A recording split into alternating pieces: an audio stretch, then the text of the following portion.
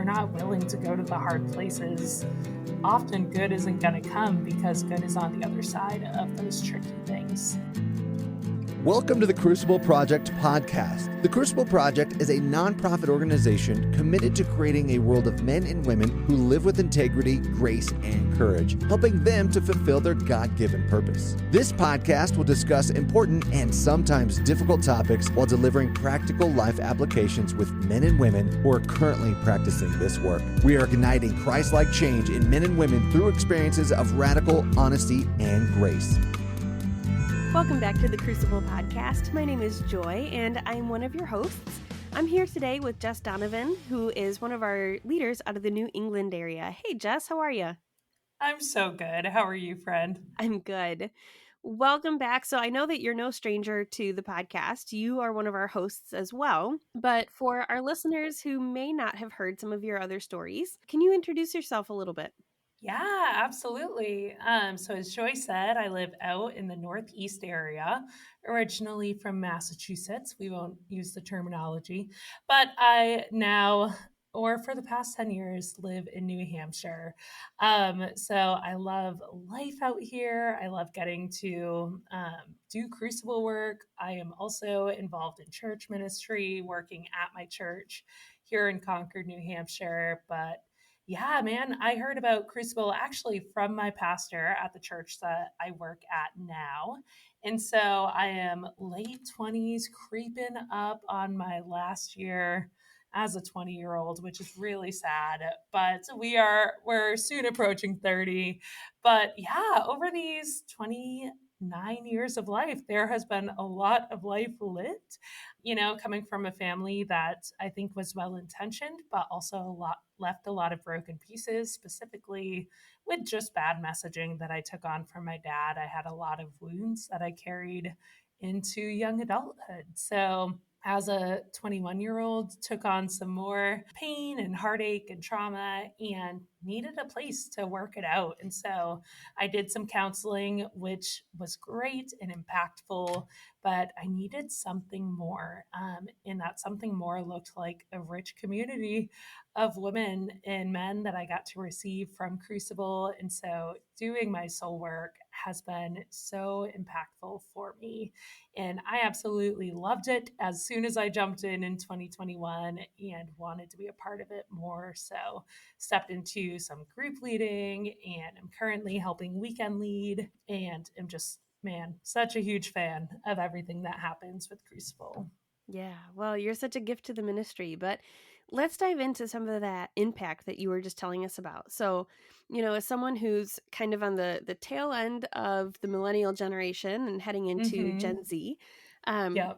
there's sometimes question of, do younger people need soul work? And recognizing that a lot of it is looking at some of these wounds that we receive. And, there's the general argument is you have to live enough life to receive some of those wounds.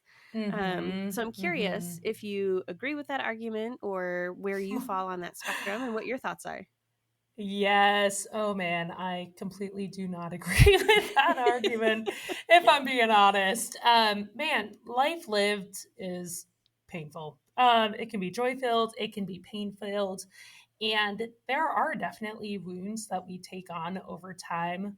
However, that being said, we can take on those wounds and just keep taking on those wounds without knowing how to deal with them. Or if we are lucky, which luckily I was very fortunate in being able to find soul work at a young age, we then have a different operating system of how we handle these wounds. And especially, as a young person, something that I've gotten in soul work is, oh, but you're young, you can't have that much that you've had to deal with. However, the wild thing is that each weekend, what every person's thing boils down to is often messages that they took on at a young age from whether it's a parent or a coach or a pastor or a leader, you name it. But these messages became the framework for their life that set them into a trajectory of oftentimes not knowing how to deal with their wounds. And so yes, I did soul work, and no, wounds aren't going to go away.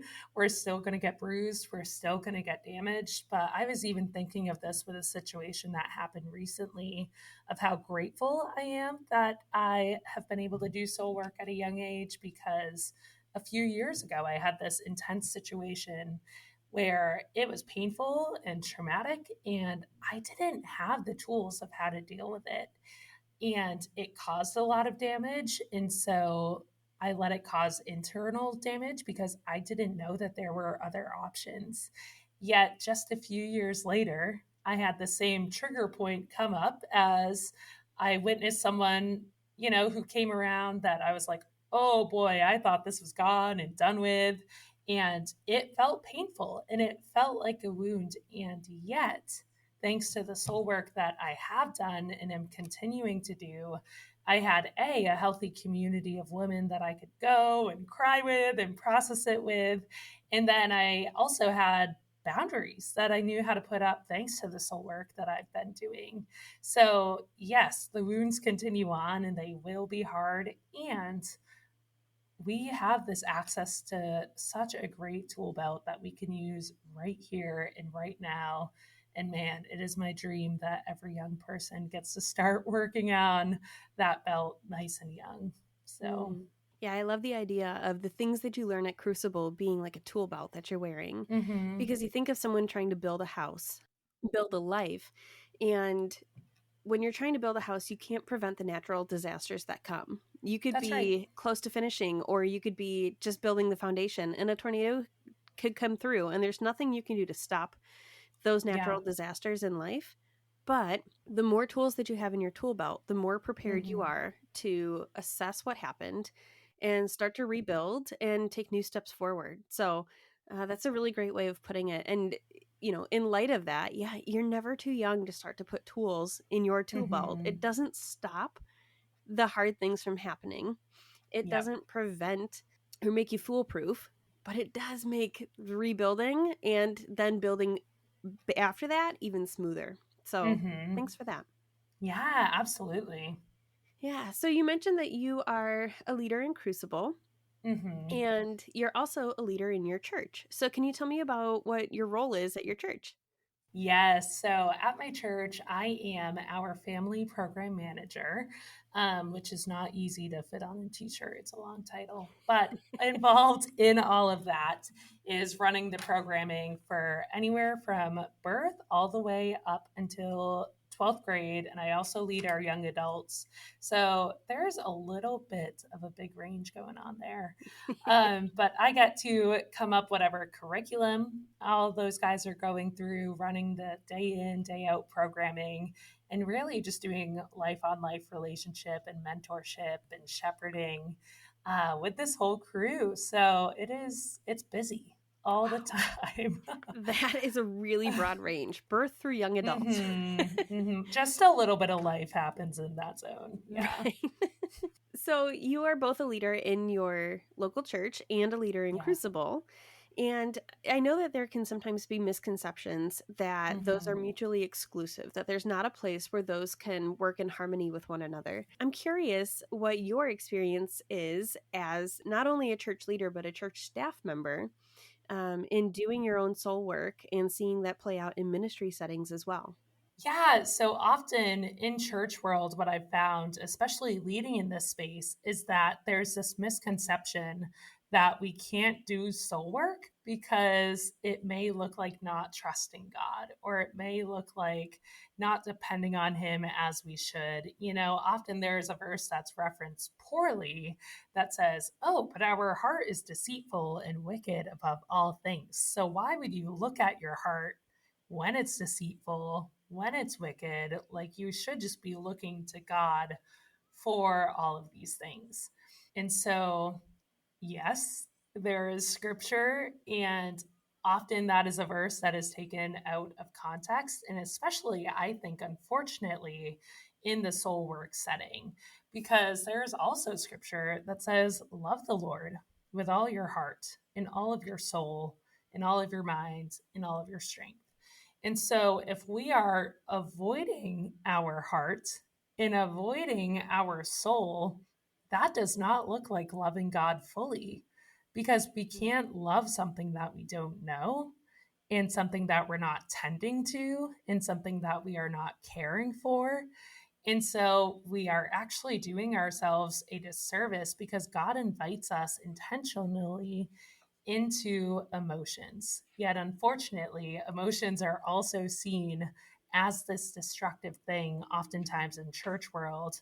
And I've seen that at my own church as well. And luckily, I've been able to walk with friends and walk with mentors. And then because of that, I've been able to walk with students on reimagining what it looks like to walk with God with a healthy awareness of our emotions and what to do with them.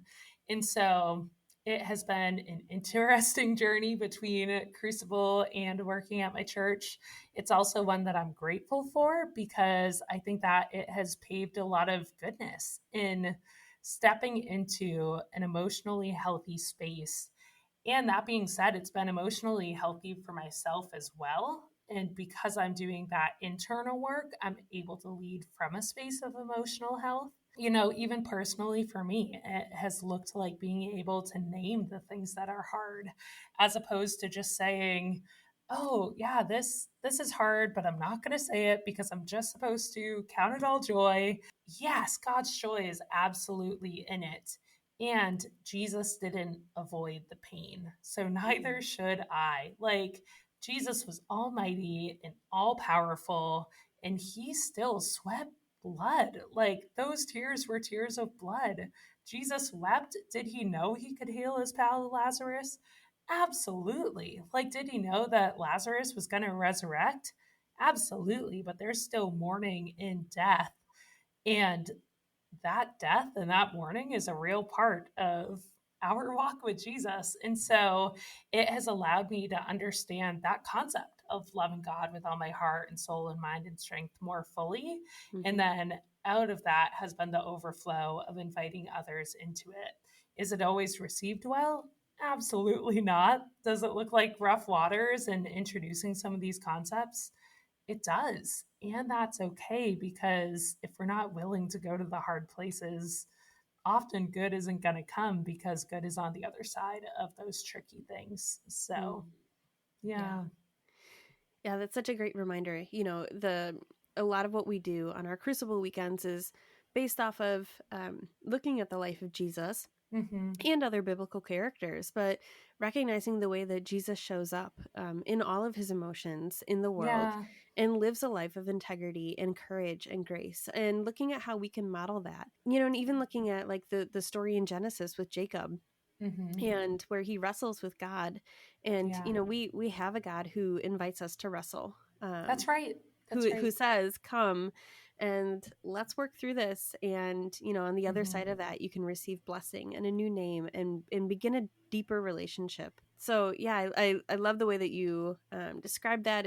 I've seen that to be true in my own life. That Mhm. Crucible work is not outside of the church. It's so complementary. And it does bring life to the verses about loving God with all of your heart and your soul and your Yeah. mind and your strength. Because you're Mhm. exactly right. If I don't understand my heart, if I don't understand my soul, and the fact that they are God given, then That's right. how can I love him and love others well? Mhm. So thanks Mhm. for that thought. Yeah, definitely. So in your role at the church, Mhm. like you said, you work with a pretty broad range of ages, Yeah. but still worth, the younger generation, birth through, it sounds like maybe young adults, 22, 23. Yeah. Yep. How do you see soul work and ministry work and all of that, the Mhm. things that we've talked about so far, playing out in this younger generation?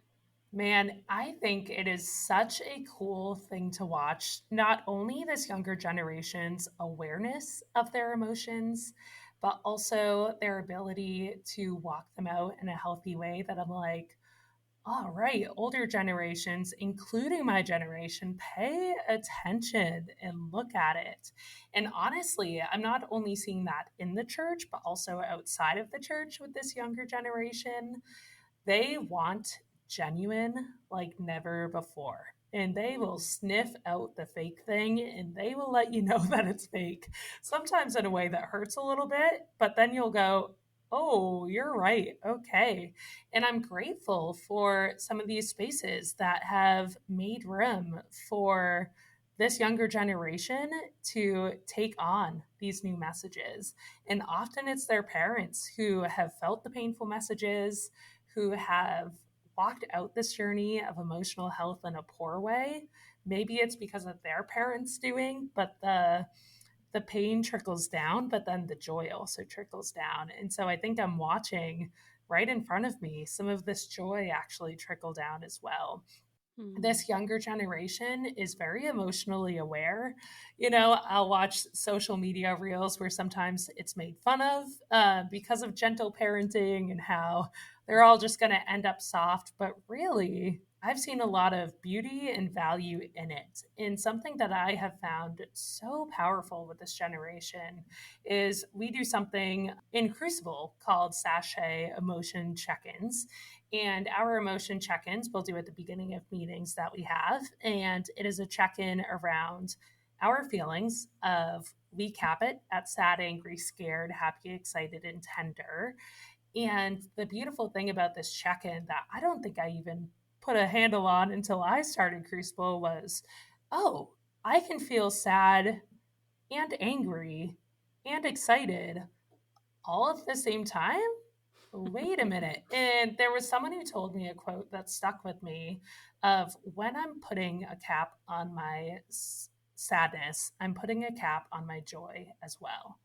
And that landed so profoundly for me of, oh, I thought I had to feel a lot of joy just so that sadness kind of, like takes a back seat. It's okay if it's there. So I'm going to say it's a little bit there. But something that has been super interesting to watch with my youth versus my young adults versus the team that I check in with is my youth fully own their emotions when they check in. As they're talking, they'll check in and they'll say, "Girl, I am angry. And let me tell you the 6 reasons why. Because all these people at school are a pain in the butt." And so, yeah, maybe they're blaming others, but they're owning their anger. They're like, "I feel that anger. And I'm happy because I got to go to this concert." Hmm. Then I get to my young adult group and I start hearing terminology of like, yeah, I'm only a little sad. No, I'm not that sad.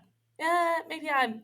And so there's this confusion around feeling sadness. And maybe it's not so much a confusion as is it okay for me to own this feeling? Am I bad if I own this feeling? All the way up to my staff meetings with my staff team at church. I love them so much. They are some of my favorite people in life. And we'll check in and we may say, "Oh, I'm kind of angry," because we've taken on that truth, or hopefully not truth. But unfortunately, we do live with this mindset of those things are bad and those things are sinful. So is it actually okay for me to name this? Probably not. So I'm going to say I'm only feeling it a little bit, as if that's going to make it any better. And so with these kids and students, I'm wanting them to own those things, to own these emotions. And I have seen them do it like never before because they want to be authentic. And I genuinely think that that is a change that all of our generations can use, is to step into that emotional health and wellness with one another. Yeah, I mean, I can share from my own story that, when somebody wants to, especially somebody younger from me, Mm-hmm. wants to give me a suggestion on how to do something differently, there's this internal battle that I have sometimes of like, Mm-hmm. because I want to stay relevant and because I want to Yep. have an impact that matters, Mm-hmm. I want to make sure they know why I'm doing something the way I'm doing it. It's like, well, I had to, Mm-hmm. you know, I had to pave the way to even get to this point. So please Yeah. listen and do it the Yeah. way that I say.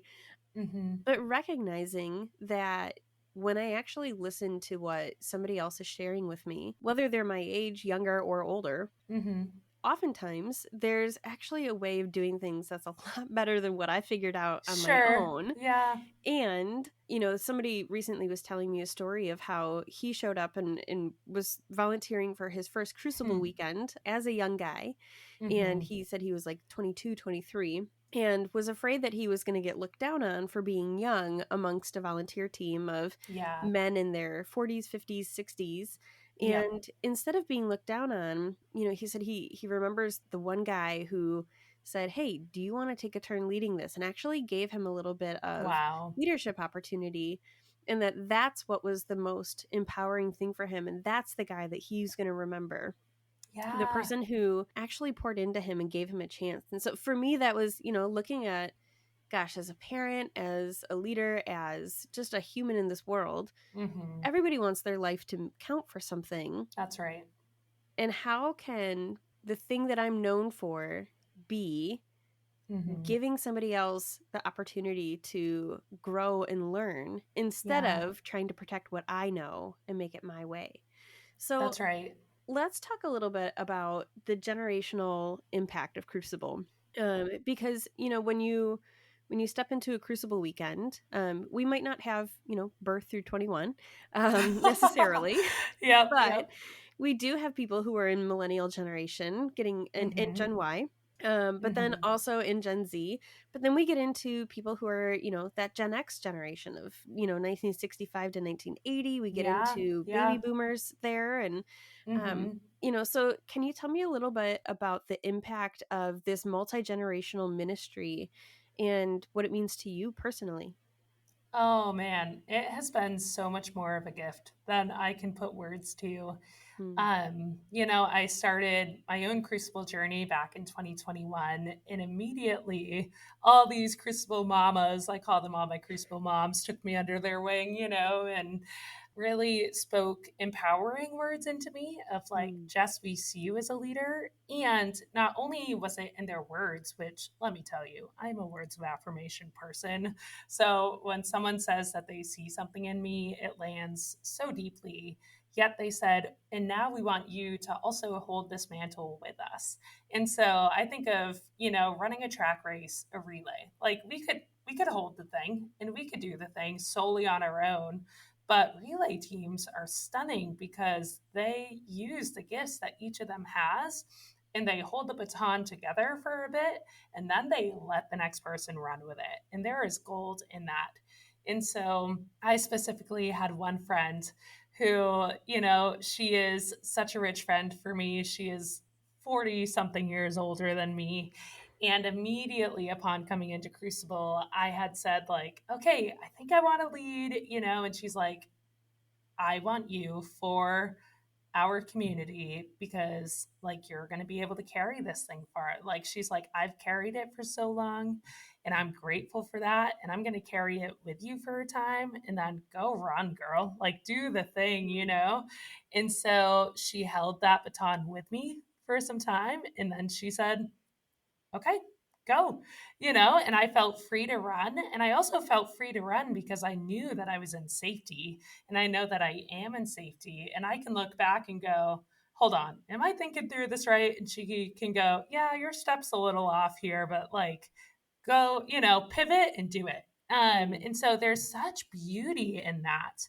And had she said, this is my race and like, love you, kid, but I'm going to keep running it, she would get exhausted because that's a lot to hold on your own and to hold for a lifetime. But empowering leaders, which is something that's so huge in Crucible, is not only carrying something for yourself, but carrying it with, has been stunning. And it really has been such a sweet picture, this intergenerational piece for me of the picture of Emmanuel, God with us, because he could have just said, like, yeah, I'm God. You're kind of stupid sometimes. Like, I'm going to do this. You keep doing your cute thing down there, kid.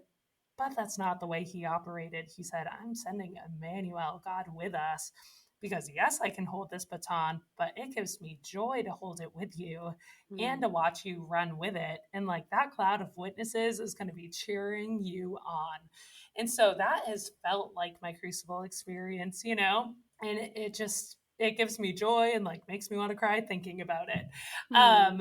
But it has been so sweet. And now, because of that, I'm going, okay, and who am I passing the baton to? Because, yes, I love holding it. Yes, I love running and I love doing the race. And I can't lead on my own. nor do I ever want to lead on my own. So, who's coming up ahead that could use that wisdom or could use that insight? So, man, we need we need each other and we need each generation so much. Yeah, absolutely. Well, and that's the idea, kind of tying in a few of the things that we talked about. We have the tool belt, soul work, and we have the value of this intergenerational pouring into one another.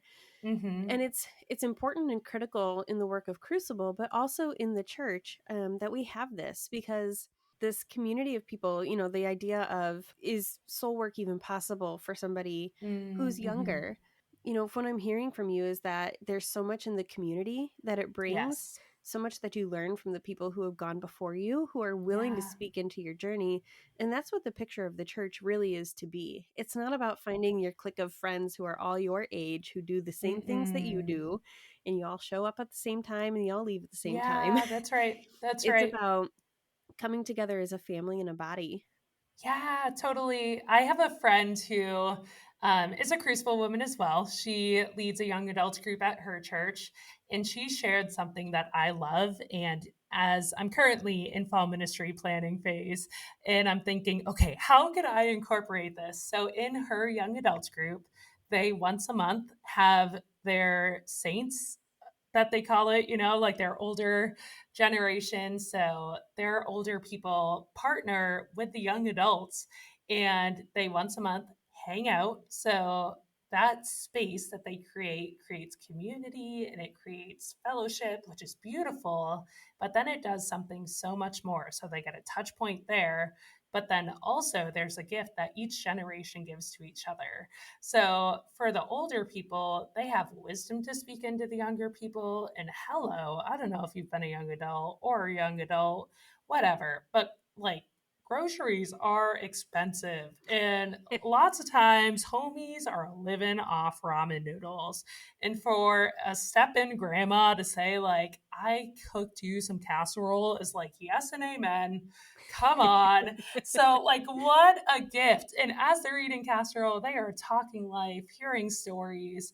And there's this gift of, I've used joy so much in this podcast, but there is this joy in life burst, like this burst of energy that these young people are giving to this older generation. So, what a gift it is to get to do life together.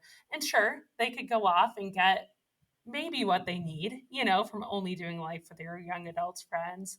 But again, we need each other. We're built to need each other. And that is so true intergenerationally. Absolutely. Well, so as we're wrapping up, I'm wondering, when you're looking at the generations who came before you, Mm-hmm.